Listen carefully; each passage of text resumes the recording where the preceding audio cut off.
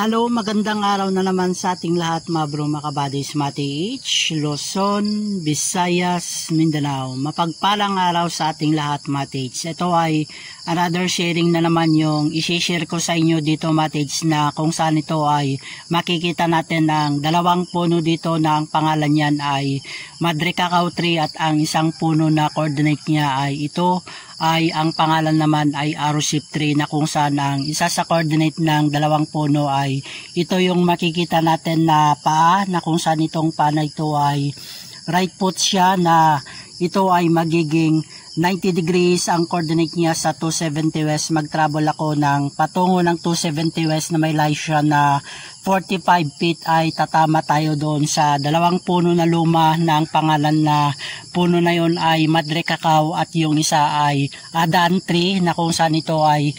yung aming farm na may iba't ibang klaseng tanim kami na pili nut at nyog, na yan ay dwarf coconut. At dito ay i-share ko na naman sa inyo, Matage, na kung saan ay ito yung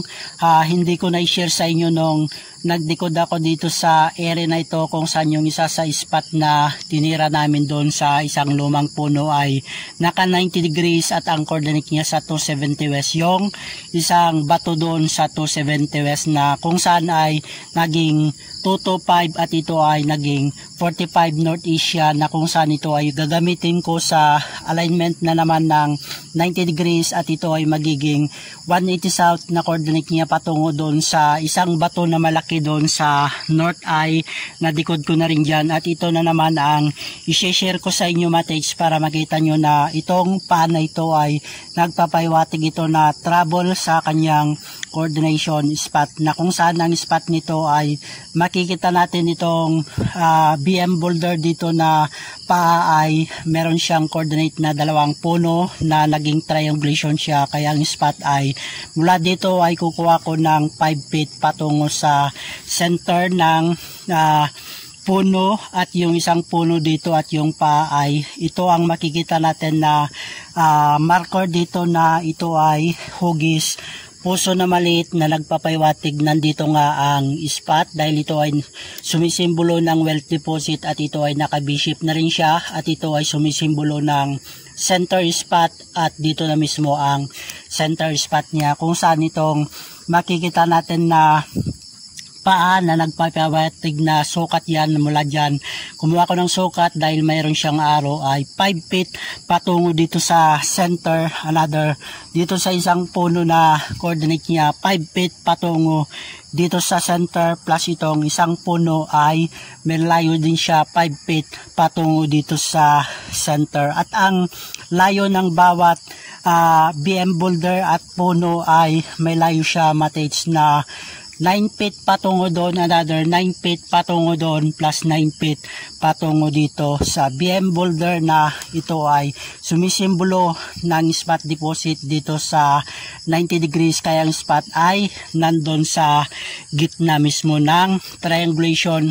BM boulder na right foot plus yung dalawang puno, isa, dalawa, kaya ang spot ay nasa gitna, mga Tage. Kaya ngayon ay mag-travel na ako patungo sa kanyang coordinates sa 270 west dahil dito ay hindi ko nabanggit sa inyo, mga Tage, noon na itong portion na ito sa 270 west ay meron pang spot doon na kung saan ay lumang puno na dalawa, at ngayon ay mula dito may sukat siya na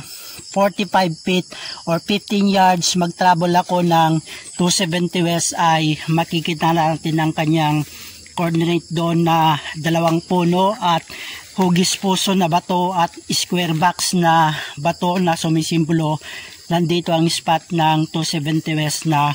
coordinate ng 90 degrees, na ito ang makikita natin na lumang puno na ang pangalan nito ay Adan Tree at ang coordinate niya na isang puno dito ay makikita nyo ito ay luma na. Ito ay ang pangalan din na puno na ito ay Madre Cacao Tree, kaya itong nabanggit ko sa inyo na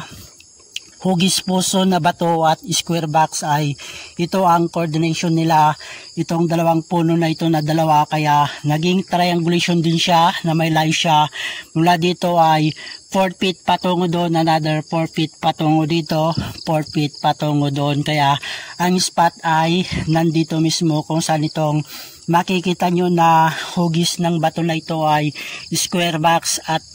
pag ganyan siya, matage, ay naka V-shape din siya. Pag ganyan siya ay meron tayong makikitang alignment dito na connection siya dito down, na kung saan ito ay nagpapahiwatig na direction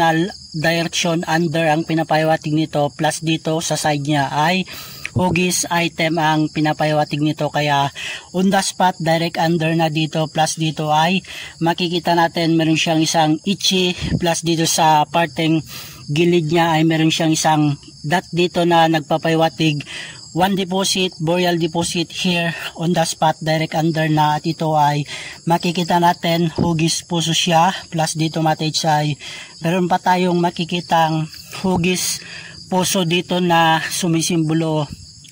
wealth deposit dito sa 270 west, kung saan ang coordinate niya makikita natin ang araw ay nandyan na sa 90 degrees. Kaya yung puno at paa na nagpapahiwatig travel patungo ng 270 west na may layo siya na 45 feet patungo dito sa 270 west na coordinate niya. At ito ay gagamitin ko matage sa alignment na naman ng 360 north, dahil doon sa area na yon na may layo rin siya na 45 feet patungo doon sa coordinate niya, na yun ay naging 225 patungo ng 45 northeast, diretso doon sa naging 90 degrees patungo dito sa 270 west, ay makikita nyo na naka-triangulation siya matage, na isang bato doon sa south at ito ay naging north, na ito ay naging 270, at ang coordinate niya yung pa doon na right foot na nasa 90 degrees ay ngayon ay mag-travel ako sa kanyang coordinate na may layo rin siya na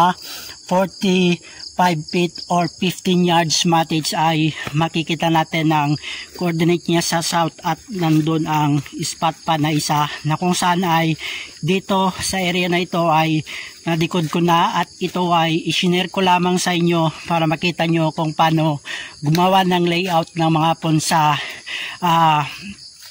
spot direction na ginawa nila sa pagbound ng kayamanan, na ginamitan nila ng compass directional alignment para makuha ang eksaktong alignment ng spot matage. At ngayon ay nandito na ako sa coordinate niya, na makikita nyo itong bato na ito ay ito ang sign symbol niya matage, na kung saan ay on the spot direct under na dito, at ito ay makikita nyo ito ay naka-triangulation din siya na sumisimbolo fire element, at ito ay symbolization din siya ng on the spot direct under dito. At dito ay naka-coordinate siya sa 90 degrees sa isa sa tinira namin na lumang puno doon, kung saan ang haring araw ay makikita nyo sa 90 degrees, at ito ay naging 270 west, at ito ay naging 225 southwest. Coordinate niya yung spot doon na nandun sa 45 northeast, at ito ay magiging 180 south na coordinate niya sa 360 north, yung pinanggalingan ko doon na naging 270 na coordinate niya yung pauli doon matage na naging 90 degrees. Kaya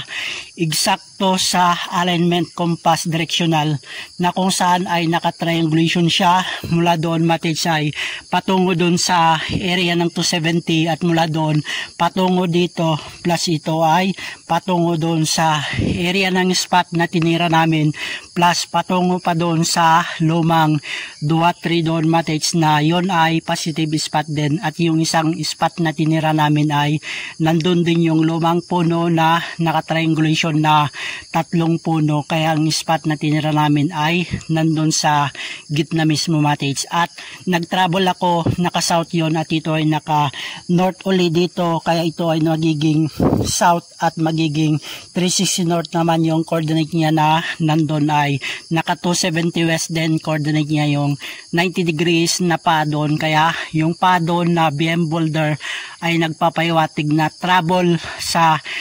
alignment na coordinate niya patungo sa mga spot na tinutukoy pa matage. Kaya ito ay positive sign marker na ito na nagpapahiwatig na nandito ang spot deposit na isa dito matage. On the spot direct under na dito matage. At sa lahat din na matage natin dyan, more tiyaga lang tayo at lagi din tayong humiling ng gabay sa ating amang lumikhang abayahawa, kaya tayo ay i-guide niya at mabilisan niya tayo para tayo ay magtagumpay din sa ating minimithin na makatagpo tayo ng bird treasure na iniwan ng mga punong digmanging kalawa. Good luck sa ating lahat. More power to all. Aba Alahyam and King Messiah Washai, guide and bless sa ating lahat. Matage. More tiyaga lang sa ating lahat. Yada.